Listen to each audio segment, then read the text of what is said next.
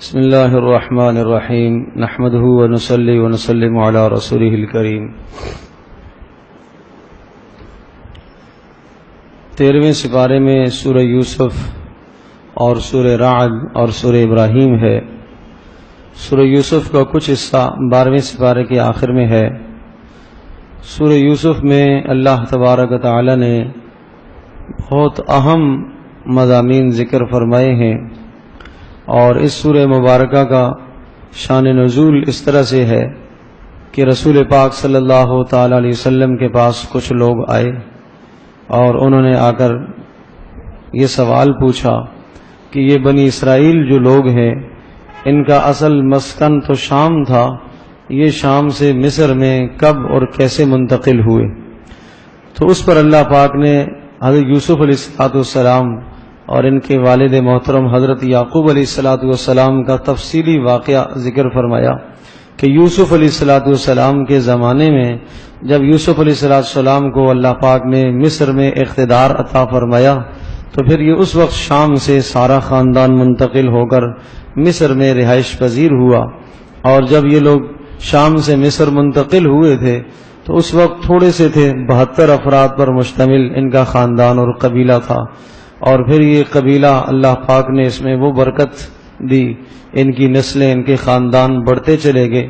پھر حضرت موسیٰ علیہ السلام کے زمانے میں جب یہ موسیٰ علیہ السلام بنی اسرائیل کو لے کے جب مصر سے نکلے اور اللہ پاک نے فرعون کی سزاؤں سے اذیتوں سے انہیں نجات دی تو اس وقت 6 لاکھ کی ان کی تعداد تھی۔ تو یہ نبیوں کا خاندان تھا، اتنی اللہ پاک نے اس خاندان کے اندر برکت رکھی۔ اور سورہ یوسف میں جو اس پوری صورت کا خلاصہ، اس میں رسول پاک صلی اللہ علیہ وسلم کو جو سبق دیا گیا وہ یہ کہ جس طرح سے رسول اکرم صلی اللہ علیہ وسلم کو مکہ سے اپنے عزیزوں نے، رشتہ داروں نے اور چاہنے والوں نے ایک وقت نکالا اور نکلنے پر اور ہجرت پر مجبور کیا، اور ایک عرصہ پھر مدینہ منورہ رہنے کے بعد پھر اللہ پاک نے دوبارہ وہ اقتدار عطا فرمایا، مدینہ منورہ میں ایک ریاست بھی قائم ہو گئی، اور اس کے بعد اللہ پاک نے مکہ بھی فتح کر دیا، اور وہ سارے کے سارے لوگ جو جانی دشمن تھے اور جو خونی دشمن تھے وہ سب کے سب رسول اکرم صلی اللہ علیہ وسلم کی خدمت میں آئے۔ تو ارشاد فرمایا، سمجھایا یہ، بتایا یہ کہ جس طرح سے حضرت یوسف علیہ السلام کو ان کے خاندان نے، ان کے بھائیوں نے اور قریبیوں نے حسد کر کے، نفرت کر کے، بغض کر کے ان کو اپنے گھر سے نکالا اور باپ سے دور کیا، اور بالآخر ان کو اپنے ملک سے نکلنا پڑا، اور پھر ایک وقت وہ آیا کہ اللہ تبارک تعالی نے انہیں حکومت اور اقتدار جب عطا فرمایا تو وہ سارے کے سارے بھائی وہ آ کر معذرت کرنے لگے، اور حضرت یوسف علیہ السلام سے بھی اور حضرت یعقوب علیہ السلام سے بھی معافیاں مانگنے لگے۔ تو اسی طرح سے رسول اکرم صلی اللہ علیہ وسلم کو اس میں پیشن گوئی یہ بتائی گئی کہ آپ کے ساتھ بھی یہی حالات پیش آئیں گے کہ آپ کو بھی اپنی قوم سے، اپنے خاندان قبیلے سے نکلنا پڑے گا، اور ایک وقت آئے گا کہ یہی خاندان والے، قبیلے والے یہ آپ کے سامنے ہاتھ باندھ کر کھڑے ہوں گے اور آپ ان کے حق میں جو چاہیں گے فیصلہ کر سکیں گے۔ حضرت یوسف علیہ السلام کو جب اللہ نے اختیار دیا اور سارے برادران یوسف علیہ السلام کے سامنے آگے اور ہاتھ باندھ کر کھڑے ہو گئے تو یوسف علیہ السلام نے ایک جملہ ارشاد فرمایا، لا تثریب علیکم اليوم، میں آج تم سے کوئی مواخذہ نہیں کرتا ہوں، اللہ پاک تمہارے گناہوں کو معاف کرے۔ بالکل یہی جملہ رسول پاک صلی اللہ علیہ وسلم نے مکہ فتح جب ہوا تو یہی کلمہ ارشاد فرمایا، لا تثریب علیکم اليوم، آج میں تم سے کسی بھی قسم کا مواخذہ نہیں کرتا ہوں۔ حضرت یوسف علیہ السلام سے اللہ پاک نے جو امتحانات لیے، اس صورت میں ان امتحانات کا بھی ذکر ہے، صبر کا امتحان، امانت کا، فراست کا، استقامت کا، حلم اور بردباری کا اور تواضع کا۔ ان تمام امتحانات میں یوسف علیہ السلام 100% کامیاب نکلے، اور اللہ پاک نے اس کے بدلے میں انہیں نبوت عطا فرمائی، اور خوابوں کی تعبیر کا علم اللہ پاک نے یوسف علیہ السلام کو عطا فرمایا۔ یوسف علیہ السلام نے چونکہ تربیت اپنے والد محترم حضرت یعقوب علیہ السلام کے یہاں پائی. لہذا اس تربیت کا یہ نتیجہ تھا کہ جب مصر کی عورتوں نے یوسف علیہ السلام کو گناہ کی طرف ورگلانے کی کوشش کی اور جو اسباب ہو سکتے تھے انہوں نے سارے اختیار کیے، لیکن یوسف علیہ السلام گناہ کے قریب تک بھی نہیں گئے. بالآخر یوسف علیہ السلام کو دھمکی دی گئی کہ اگر آپ اس گناہ کے لیے آمادہ نہ ہوئے تو آپ کو جیل جانا پڑے گا. یوسف علیہ السلام نے 7 سال کی جیل کی صعوبتیں برداشت کر لی، لیکن اس گناہ سے اپنے آپ کو دور رکھا. حالانکہ گناہ ایک عارضی گناہ، لیکن اس پر جو ملنے والا گناہ ہے وہ دائمی ہے. تو یوسف علیہ السلام نے اس گناہ سے اپنے آپ کو بہت دور رکھا، اور اللہ پاک نے ارشاد فرمایا كَذَلِكَ لِنَصْرِفَ عَنْهُ السُّوءَ وَالْفَحْشَاءَ. اس طرح سے ہم نے یوسف علیہ السلام سے بے حیائی اور گناہ کو ہم نے دور کیا. إِنَّهُ مِنْ عِبَادِنَا الْمُخْلَصِينَ. وہ ہمارے خاص چنے ہوئے آدمی تھے، وہ گناہ کے قریب کیسے جا سکتے تھے؟ تو اس سے ان کی عصمت بھی ثابت ہوئی ہے کہ انبیاء علیہ السلام گناہوں سے معصوم ہوتے ہیں. پھر جیل میں جو وقت ان کا گزرا وہ وقت بھی بڑا عجیب گزرا. جیل میں بھی انہوں نے اپنا منصب نہیں چھوڑا. اللہ تبارک و تعالیٰ کی وحدانیت کی طرف جیل والوں کو بھی انتہائی شفقت اور پیار سے محبت سے ان کو دعوت دیتے رہے اور یہ کہتے رہے مجھے بھلا تم یہ بتاؤ ارباب متفرقون خیر ام اللہ الواحد القہار. کئی بتوں کی جو تم پوجا کرتے ہو وہ زیادہ بہتر ہے یا ایک اللہ کی بندگی بہتر ہے؟ تو اس طرح سے جیل کے اندر بھی انہوں نے اللہ کی توحید کی بات کی، اللہ کی وحدانیت کا پیغام جیل والوں کو سنایا. بالآخر جیل سے رہائی کے بندوبست اور اسباب بن گئے، اور وہ اس طرح سے کہ بادشاہ نے خواب دیکھا، بادشاہ نے اپنے اراکین سے اس کی تعبیر جاننا چاہی، سب نے لا علمی کا اظہار کیا. اور ایک شخص جو جیل سے رہا ہو کر آیا تھا اس نے کہا جیل میں ایک شخص ہے وہ بڑی اچھی خواب کی تعبیر جانتا ہے. چنانچہ وہ خواب کی تعبیر پوچھنے کے لیے جیل میں پہنچا. یوسف علیہ السلام نے تعبیر بتائی، تعبیر بھی اور تدبیر بھی. بادشاہ کے خواب کی تعبیر یہ تھی کہ آپ کے ملک میں قحط آنے والا ہے اور ایک طویل زمانہ قحط رہے گا، اور اس قحط کے اثرات اتنے سخت ہوں گے کہ دور دراز کے علاقے بھی اس سے متاثر ہوں گے. 7 سال تک قحط سالی ہوگی اور 7 سال سے پہلے خوب فراوانی ہوگی اور فصلیں خوب ہوگی، پھر اس کے بعد 7 سال قحط ہوگا، پھر اس کے بعد 1 سال مزید فراوانی ہوگی. تو یہ خواب کی تعبیر حضرت یوسف علیہ السلام نے بتا دی. ساتھ تدبیر بھی بتائی ہے کہ پہلے جو 7 سال فراوانی کے ہوں گے ان میں جو غلہ آپ کو حاصل ہوگا اس کو سارے کو کھانا نہیں ہے بلکہ کچھ سنبھال کر رکھنا ہے، اور گندم کو خوشوں کے اندر ہی رکھنا ہے تاکہ وہ خراب نہ ہو، کیڑا نہ لگ جائے اس کو. اور اسی طرح سے پھر جب 7 سال قحط والے آئیں گے تو پھر تم نے ان کو سنبھال کے خرچ کرنا ہے. تو یہ جب تعبیر اور تدبیر دونوں چیزیں بادشاہ کو پتہ چلی تو بادشاہ نے کہا شخص کو بلاؤ میرے پاس، میں اس کو اپنا مقرب بنانا چاہتا ہوں. یوسف علیہ السلام کو پیشکش کی گئی کہ آپ تشریف لائیے، آپ جیل سے رہا ہونے کے لیے بادشاہ آپ کا منتظر ہیں اور آپ آئیے. انہوں نے ارشاد فرمایا میں اس وقت تک نہیں آ سکتا ہوں جب تک میرا معاملہ صاف نہ ہو جائے. میرے اوپر جو الزام لگائے تھے ان عورتوں نے اور جس وجہ سے مجھے جیل میں ڈالا تھا اس معاملے کی جب تک صفائی نہ ہو جائے اس وقت تک میں نہیں آ سکتا. تو اس سے پتہ چلتا ہے کہ ایک انسان اپنی صفائی پیش کرنے کے لیے جو تدبیریں اختیار کرتا ہے اسے کرنے کا حق ہے. تو یوسف علیہ السلام نے یہ تدبیر فرمائی ان خواتین کو بلائیے اور ان سے پوچھئے کہ انہوں نے میرے اوپر کیوں الزام لگایا تھا. چنانچہ بادشاہ نے ان سب کو جمع کیا، ان سے پوچھا، ان سب نے بیک زبان ہو کر یہ کہا کہ یوسف سچے تھے، ہم ہی نے ان کے خلاف پروپیگنڈا کیا اور ہم نے ان کو ورغلانے کی کوشش کی.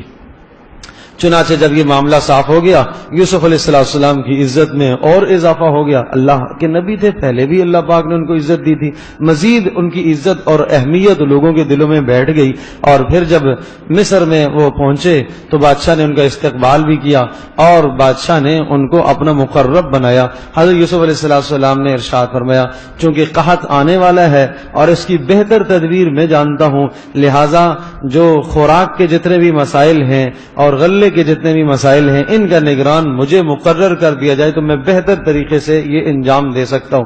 چنانچہ یوسف علیہ السلام نے بہت خوش اسلوبی کے ساتھ 7 سال ملک کا یہ نظم و نسق چلایا.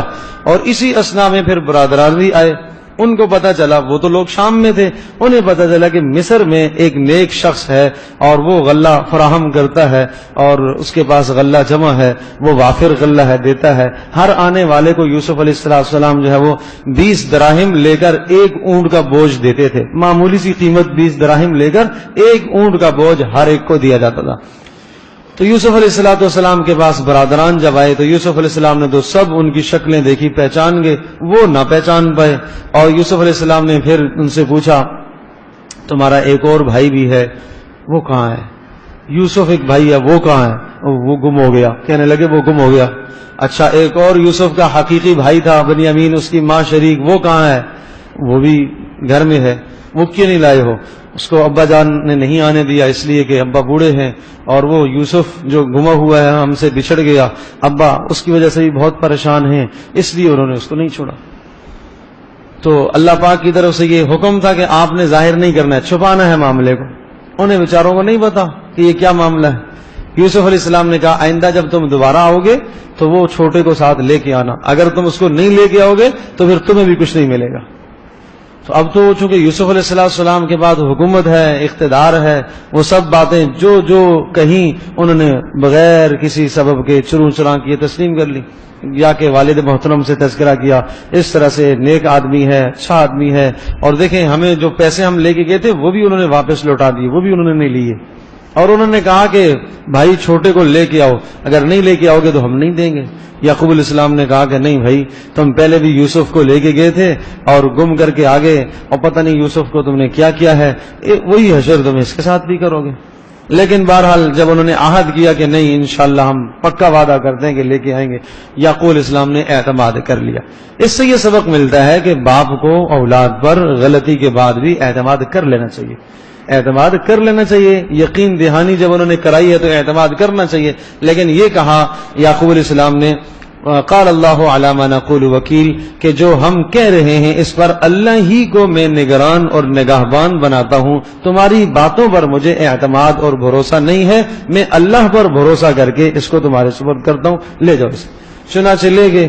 یوسف علیہ السلام نے ان کو بھی اپنے پاس روک لیا، اور روکنے کی بھی عجیب تدبیر کی، اور اللہ پاک نے وہ تدبیر کروائی. اس لیے فرمایا کذالک کدنا لیوسف، کہ ایک سونے کا پیالہ تھا، ایک جس سے وزن پیمائش کی جاتی تھی، وہ چھوٹے بھائی کے سامان میں رکھوا دیا. یوسف علیہ السلام نے چپکے سے رکھوا دیا، خادموں سے کہا یہاں رکھ دو.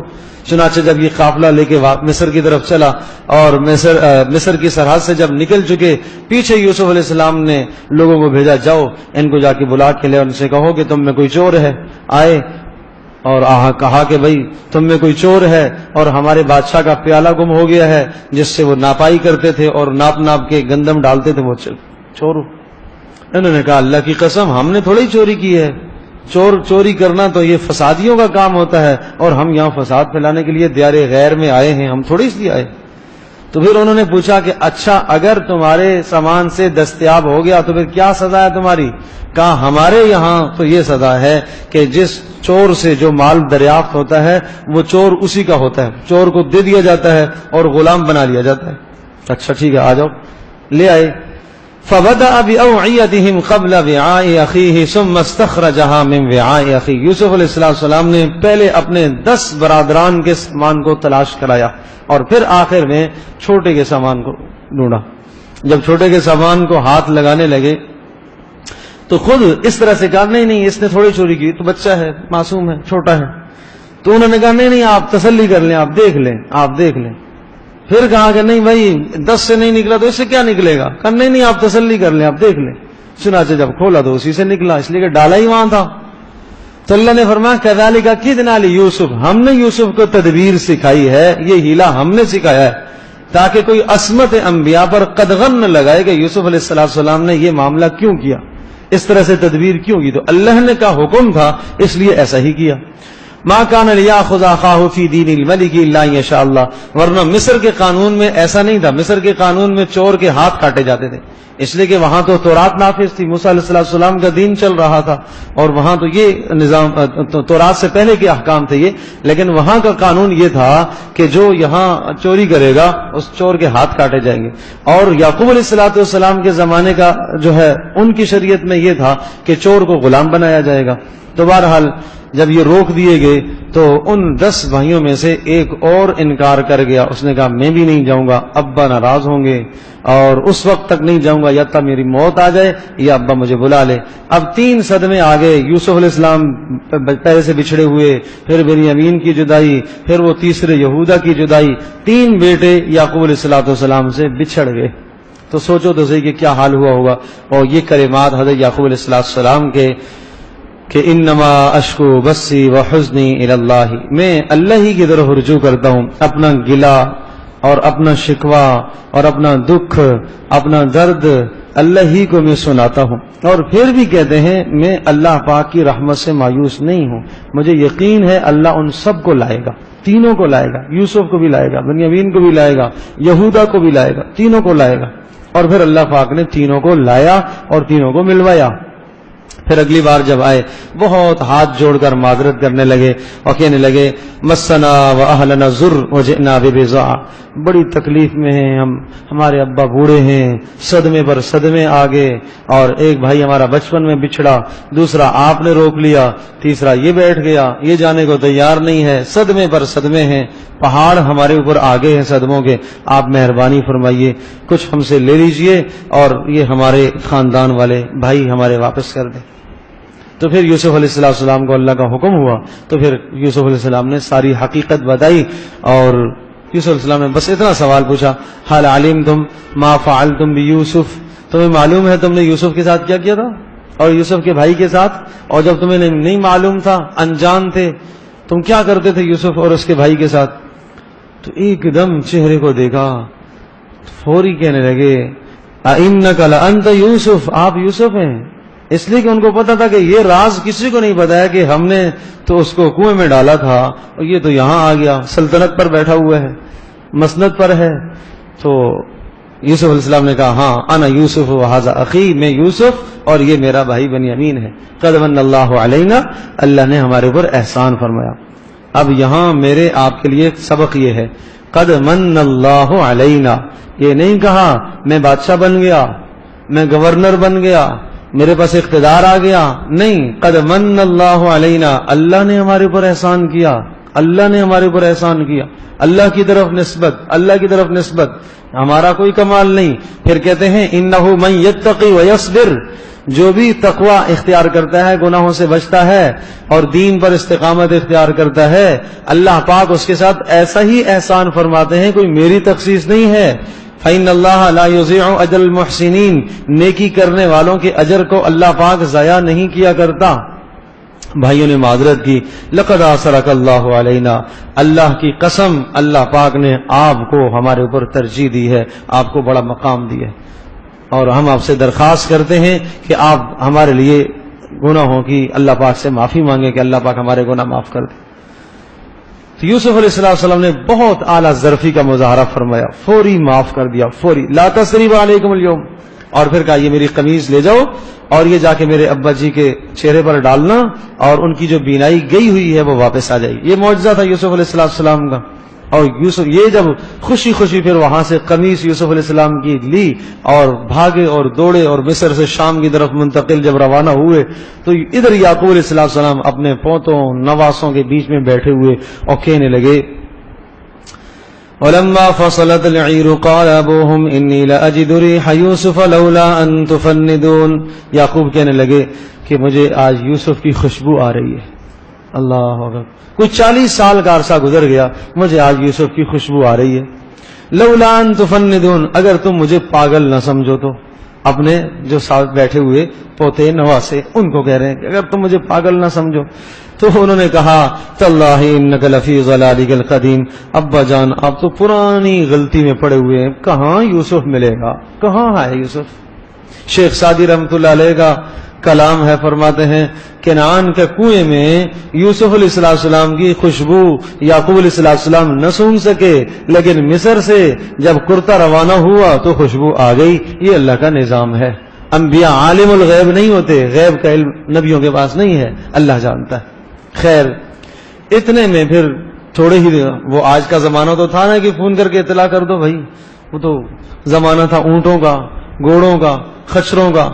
تو ظاہر سی بات ہے کہ مصر سے شام تک آتے ہوئے 2-3 ہفتے کا سفر تھا، مسلسل چلتے چلتے چلتے ایک شخص کو انہوں نے آگے روانہ کر دیا. پہلے یہی طریقہ ہوتا تھا کہ ایک آدمی پہلے بھاگتا دوڑتا ہو، جس کا گھوڑا تیز رفتار ہوتا تھا اس کو بھگاتے تھے، تم جاؤ جا کے اطلاع کرو. وہ اس نے آ کے اطلاع کی یعقوب علیہ السلام کو کہ یوسف مل گئے ہیں، بنیامین بھی آ رہے ہیں اور بڑے بھائی بھی یہودا وہ بھی آ رہے ہیں. کیا خوشی کا عالم ہوگا اس گھر کے اندر. اللہ اکبر. تو پھر ابا جان نے کہا دیکھو، اچھا انہوں نے بھی فوری اللہ کی طرف رجوع کیا. دیکھو خوشی کے موقع پر اللہ کی طرف رجوع، اللہ کی طرف رجوع. فوری یہ کہنے لگے کہ دیکھو میں نے تمہیں نہیں کہا تھا کہ میں اللہ پاک کے معاملے میں میں جانتا ہوں، تم نہیں جانتے ہو. مجھے اللہ سے یہ امید تھی کہ اللہ پاک مجھے ملوائے گا، مجھے اللہ سے یقین تھا کہ اللہ مجھے ملوائے گا. پھر یعقوب علیہ السلام کے سامنے بھی یہ سب اولادیں، سارے بیٹے جب آگے معذرت کرنے لگے کہ ابا آپ کو بھی ہم نے بہت ستایا، یوسف کے معاملے میں ہم نے کوتاہیاں کی، آپ اللہ کے واسطے ہمیں معاف کر دیں. تو یعقوب علیہ السلام نے بھی ارشاد فرمایا ٹھیک ہے میں بھی آپ کے لیے استغفار کروں گا اللہ سے. اللہ پاک نے ان سب کو معاف کر دیا، اور ان سب کے معافی کا تذکرہ قرآن میں آیا ہے. یہ سب کے سب برادران جھوٹ بولنے کے باوجود، دھوکہ بھی کیا، باپ کو ستایا بھی، ان سب کے باوجود یہ سب کے سب جنتی ہیں. ان سب کے سب جنتی ہیں. اس کے باوجود ان کی معافی کا ذکر اللہ نے قرآن میں فرمایا. اور تو یہ معافی کا ذکر اس لیے بھی فرمایا، ہمارے لیے بھی سبق ہے کہ گناہ انسان سے ہوتے ہیں. حقوق العباد میں بھی آدمی کوتاہیاں کر جاتا ہے، اللہ کے حقوق میں بھی کوتاہیاں کر جاتا ہے. اللہ کی طرف جب رجوع کرتا ہے تو اللہ پاک بخشنے والا مہربان ہے. اور اس کے بعد پھر حضرت یعقوب علیہ السلام یہ سارا خاندان پھر روانہ ہوا مصر. چونکہ حکم تھا، یوسف علیہ السلام کی درخواست تھی کہ آپ سارے آ جائیں، ابا کو بھی لے آئیں. سارے جب آئے تو پھر یوسف علیہ السلام نے ان کو عزت اور اعزاز اور اکرام، اپنے والدین، والدہ تو نہیں حیات تھی، خالہ تھی، اور والد محترم حضرت یعقوب علیہ السلام سب کو بڑی عزت دی. اب دیکھو یوسف علیہ السلام کے کلمات کیا ہیں، وہ بڑے سبق ہیں میرے لیے اور آپ کے لیے. یا بتی ھذا تعویل رؤیای من قبل. ابا جان یاد ہے وہ خواب میں نے بچپن میں دیکھا تھا، میں نے آپ سے کہا تھا کہ 11 ستارے اور سورج اور چاند مجھے سجدہ کر رہے ہیں. یہ اس خواب کی تعبیر ہے کہ آج آپ بھی اور خالہ جی اور اسی طرح سے سارے کے سارے بھائی سے مراد ستاروں سے مراد بھائی تھے، اور شمس اور قمر سورج چاند سے مراد والدین تھے. آج آپ سارے آ گئے ہیں اور سارے کے سارے جو ہے میری وجہ سے آپ کو آج عزت مصر میں مل رہی ہے. تو یہ اس خواب کی تعبیر ہے. بالکل. وَجَاءَ بِكُم مِّنَ الْبَدْوِ مِن بَعْدِ أَن نَّزَغَ الشَّيْطَانُ بَيْنِي وَبَيْنَ إِخْوَتِي. اور دوسرا اللہ نے میرے ساتھ احسان فرمایا. وَقَدْ أَحْسَنَ بِي إِذْ أَخْرَجَنِي مِنَ السِّجْنِ. اللہ اکبر، عجیب بات. اللہ نے احسان فرمایا کہ مجھے جیل سے نکالا. بھائی جیل میں گئے بھی تو اللہ کے حکم سے تھے نا، لیکن وہ نسبت اپنی طرف، میں جیل میں چلا گیا تھا، اللہ نے مجھے جیل سے نکالا. یہ نہیں کہا اللہ نے مجھے جیل میں ڈالا اور پھر نکالا. برائی کی نسبت اللہ کی طرف نہیں کی جاتی، اچھائی کی نسبت اللہ کی طرف فرمائی ہے. وقد اخرجنی، اس اللہ نے، وقد احسن بی، اس نے مجھے بڑا اچھا ٹھکانہ دیا اور اس نے مجھے جیل سے نکالا. وجاء بکم من البدو، اور وہ اللہ پاک آپ کو شام سے یہاں پر اللہ لایا، اللہ ہی لے کے آیا، اللہ ہی لے کے آیا. میرا کوئی اقتدار نہیں ہے، میرا کوئی اختیار نہیں. اور من بعد ان نزغ الشیطان بینی و بین اخوتی، شیطان نے میرے اور میرے بھائیوں کے درمیان میں پھوٹ ڈالی تھی، یہ پھوٹ بھی اللہ نے ہی دور کی ہے، اللہ نے دور کی. اور ان ربی لطیف لما یشاء، میرا پروردگار تو بہت باریک بین ہے، دلوں کے حالات کو جانتا ہے. انہ هو العلیم، وہ جاننے والا، حکمت والا ہے. یہ سب اللہ کی تعریف اپنے خاندان کے سامنے کر رہے ہیں. تو بھئی نعمتیں ملیں، اگر اعزاز ملے، عزتیں ملیں، تو خوشیاں اس طرح سے منائی جاتی ہیں کہ خوشی میں اللہ کو راضی کیا جاتا ہے. ہمارے یہاں خوشیوں کا کیا حال ہے؟ کسی کے یہاں اگر بیٹا گم ہو گیا اور وہ بازیاب ہو گیا، مل گیا، تو پھر خوشی میں ہم جو نافرمانیاں، جو ڈھول دھماکے خوشیوں میں ہوتے ہیں، کیا حال ہوتا ہے. تو وہاں کیا ہے؟ اللہ ہی کی تعریف، اللہ ہی کو زبان پر لے کے آ رہے ہیں.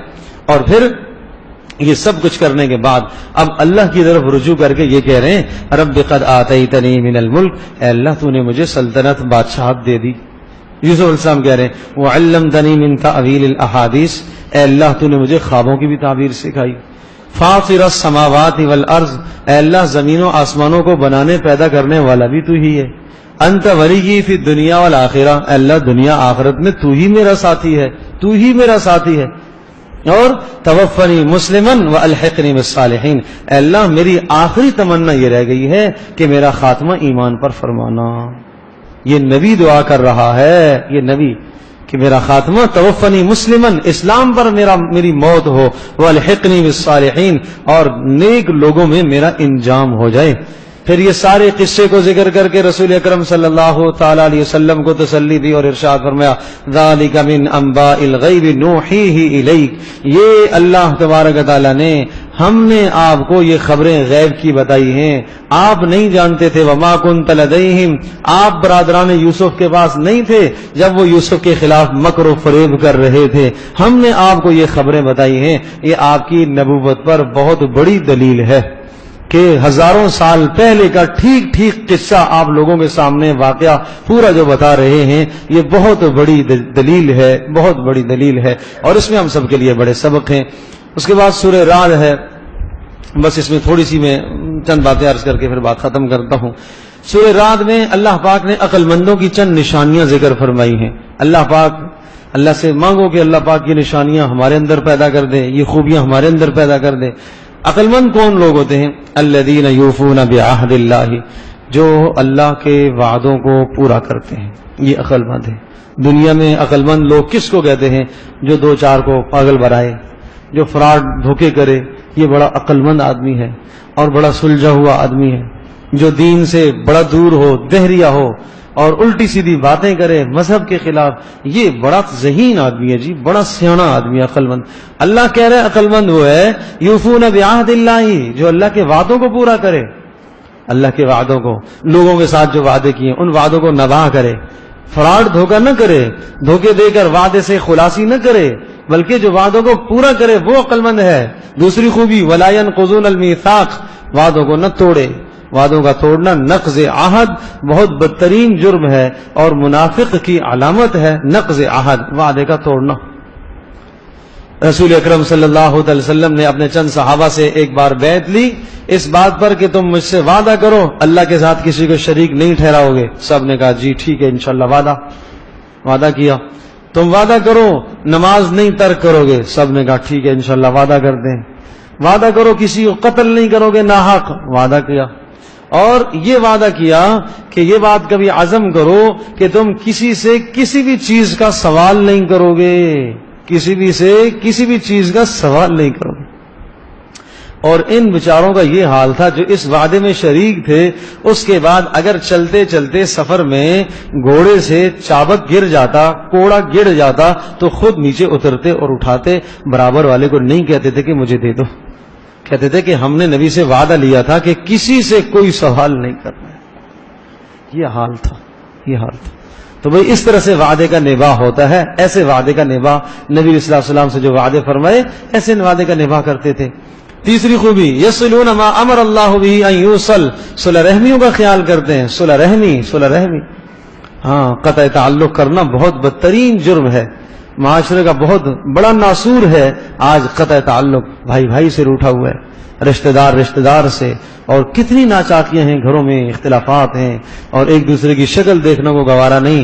اللہ کا حکم ہے قرابت داریوں کا خیال رکھو، بھائی بندی کا خیال رکھو، محرم رشتوں کا خیال رکھو، اور چچے بھتیجے آپس میں تعلقات استوار کریں، ماموں بھانجے آپس میں تعلقات استوار کریں، بہن بھائیوں کے تعلقات آپس میں اچھے ہونے چاہیے۔ ہاں، تو یہ صلہ رحمی ہے، اور صلہ رحمی کا مطلب اپنے عزیزوں کی خیر خبر رکھنا، اگر وہ مالی محتاج ہیں ان کی اعانت کرنا، اور ویسے خیر خبر لینا اور ان کی بات ان کے متعلق دریافت کرنا، اگر وہ نہیں کہیں غائب ہیں پوچھو کہاں گے۔ نبی صلی اللہ علیہ وسلم کی صلہ رحمی کا تو یہ حال تھا۔ خدیجہ رضی اللہ تعالی عنہ کا انتقال ہو گیا، انتقال ہو جانے کے بعد حضرت صلی اللہ علیہ وسلم حضرت خدیجہ کی سہیلیوں کے پاس بھی تحفہ بھجوایا کرتے تھے، یہ صلہ رحمی کی وجہ سے۔ خدیجہ کے ساتھ صلہ رحمی کا یہ حال تھا، انتقال کر گئی ہیں لیکن ان کی جو سہیلیاں تھیں ان کے ساتھ بھی عزت والا معاملہ فرمایا کرتے تھے، یہ صلہ رحمی۔ صل من قطعک واعف عمن ظلمک واحسن الی من اساء الیک، جو توڑے اس کے ساتھ جوڑو، جو برا کرے اس کے ساتھ اچھا کرو۔ ہاں، یہ حکم ہے ہمیں۔ لیس الواصل بالمکافی، برابری کرنے والا کوئی صلہ رحمی کرنے والا تھوڑا ہی ہوتا ہے۔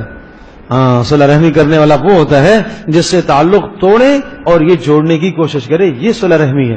تو یہ تیسری خوبی ہے یصلون ما امر اللہ، کہ صلہ رحمی کا خیال کرتے ہیں۔ چوتھی خوبی یخشون ربہم، اللہ کا ڈر رکھتے ہیں۔ یخشون، خشیت، ایک ہے خوف ایک ہے خشیت۔ خشیت کس کو کہتے ہیں؟ خشیت جیسے آدمی اپنی ماں سے ڈرتا ہے. ماں سے کیا ڈر ہوتا ہے؟ اگر میں نے یہ عمل کیا تو میری ماں ناراض ہو جائے گی. ماں کے ڈنڈے سے نہیں ڈرتا، ماں کی ناراضگی سے ڈرتا ہے. اسی طرح سے خشیت یہ ہے کہ اللہ سے ایسے ڈرو کہ اگر میں نے یہ جرم کر لیا تو میرا اللہ ناراض ہو جائے گا. یہ ڈر اصل ڈر ہے. ایک ویسے بھی کہ اگر میں نے یہ جرم کیا اللہ مجھے سزا دے گا، ٹھیک ہے وہ بھی ڈر ہے، لیکن اس سے اگلا درجہ اور بڑا درجہ یہ ڈر ہے کہ اللہ پاک سے اس لیے ڈرو کہ کہیں اگر میں نے ایسا کیا تو اللہ ناراض نہ ہو جائے. انما یخشى اللہ من عباده العلماء. اللہ پاک نے اس خشیت کو علماء کے ساتھ خاص کیا کہ علماء وہ اس طرح کی خشیت اختیار کرتے ہیں، وہ اللہ سے اس طرح سے ڈرتے ہیں. اور اگلی خوبی وَأَقَامُوا الصَّلَاةَ، نماز قائم کرتے ہیں. اس کے بعد وَأَنفَقُوا مِمَّا رَزَقْنَاهُمْ سِرًّا وَعَلَانِيَّةً، اور جو اللہ پاک نے ان کو دیا ہے اس کو خرچ کرتے ہیں، چھپ کر بھی خرچ کرتے ہیں، علانیہ بھی خرچ کرتے ہیں. اور اگلی خوبی وَيَدْرَؤُونَ بِالْحَسَنَةِ السَّيِّئَةَ، اور برائی کا بدلہ برائی سے نہیں دیتے، برائی کا بدلہ اچھائی سے دیتے ہیں. ایک معنی تو یہ ہے کہ برائی کا بدلہ اچھائی سے دیتے ہیں، اور دوسرا معنی اس کا یہ ہے کہ جب برائی کر لیتے ہیں تو برائی کے بعد اچھائی کرتے ہیں. اگر گناہ کر لیتے ہیں تو گناہ کے بعد اچھائی کر دیں. حضرت صلی اللہ علیہ وسلم نے حضرت ابو ذر رضی اللہ عنہ کی نصیحت فرمائی کہ جب تم سے گناہ ہو جائے تو اس کے بعد تم نیکی کر لیا کرو، یہ نیکی اس گناہ کے اثر کو مٹا دیتی ہے. تو ہمیں چاہیے کہ جب گناہ ہو جائے تو تھوڑی سی نیکی کر لیا کرو، توبہ بھی کر لیا کرو اور اس کے بعد نیکی بھی کر لیا کرو. فرمایا یہ جن لوگوں میں یہ خوبیاں ہیں جنات عدن یدخلونها، یہ جنتوں میں یہ خود بھی ومن صلح من آبائهم وازواجهم وذریاتهم، ان کے ماں باپ بھی، ان کی بیویاں بھی، ان کی اولادیں بھی، سب ان کے ساتھ کر دیے جائیں گے. ان کے ماں باپ، والدین، اولادیں اور بیویوں کے اعمال اتنے نہیں تھے، لیکن ان کی سفارش چلے گی اور ان کی سفارش کی وجہ سے یہ کہیں گے یا اللہ ہمارے ماں باپ، ہماری اولادیں اور بیویاں جنت میں تو آ گئے، لیکن یہ مقام ان کا نہیں ہے جو ہمارا مقام ہے. اے اللہ ان کو ہمارے مقام میں کر دیجئے، ہمارے ساتھ کر دیجئے. اب آپ کہیں گے بھائی جنت مل گئی تو مقام نہ ملا تو کیا ہے؟ دیکھو بس اتنی سی مثال سمجھو، اوپر والے درجے اور نیچے والے درجے کا کیا فرق ہے، پھر آپ کو اندازہ ہو جائے گا کہ ہر آدمی سوچے گا کہ میرا درجہ بڑھ ہی جائے. حدیث میں آتا ہے ایک جنتی جنت میں بیٹھا ہوا ہوگا اور اپنی حوروں کے ساتھ، بیویوں کے ساتھ، اچانک اس کی جنت اتنی روشن ہو جائے گی، اتنی روشن ہو جائے گی تو وہ حیران ہو جائے گا کہیں اللہ کا نزول تو نہیں ہو گیا، کہ اللہ کی تجلی تو نہیں آ گئی، کہاں سے نور آیا، کہاں سے روشنی آئی. وہ پوچھے گا فرشتوں سے کیا ہوا، کیا اللہ کے سامنے آ گیا، کیا ہوا؟ وہ کہے گا نہیں نہیں، آپ کے اوپر والا جو جنتی ہے وہ اپنی بیوی کے ساتھ بیٹھا ہوا اور وہ مسکرایا اور اس کے دانتوں سے چمک نکلی ہے تو آپ کی جنت روشنی. یہ کہے گا وہ کوئی نبی ہے؟ نہیں نہیں نبی نہیں ہے. شہید ہے؟ نہیں شہید نہیں. کون ہے یہ، کیا عمل تھا اس کا؟ تو یہ فرشتہ بتائے گا اس نے دنیا میں تیرے سے ایک بار سبحان اللہ زیادہ کہا تھا. تو آپ اندازہ کرو کہ اوپر والا درجہ اور نیچے والے درجے میں کتنا تفاوت ہے، کتنا فرق ہے. تو یہ اولادیں بھی نیچے وہ بھی جنت میں پہنچ جائیں گی، ماں باپ بھی جنت میں پہنچ جائیں گے، لیکن ان خوبیوں والے لوگ عقل مند، جن کو اللہ نے عقل مند کہا، یہ اوپر کے بالا خانوں میں، اوپر کی جنتوں میں ہوں گے. یہ کہیں گے یا اللہ ہمارے بچوں کو بھی ہمارے ساتھ کر دے، ہمارے ماں باپ کو بھی ہمارے ساتھ کر دیں. دنیا میں ایک ساتھ رہتے ہیں، اور عجیب بات دنیا میں ایک ساتھ رہتے ہیں پھر لڑائیاں ہو جاتی ہیں، سمجھے جی. جب پوتے بھی آ جاتے ہیں اور جناب اسی طرح سے ماں باپ بھی ہوں اور اوپر نیچے اولادیں ہوں، خاندان پورا ہو جائے، پھر دنگے فساد. لیکن وہاں تو اللہ پاک دلوں سے کینوں کو، بغضوں کو، نفرتوں کو نکال دے گا، محبتیں ہی محبتیں. اللہ پاک یہ سب سعادتیں ہم سب کو نصیب فرمائے جی.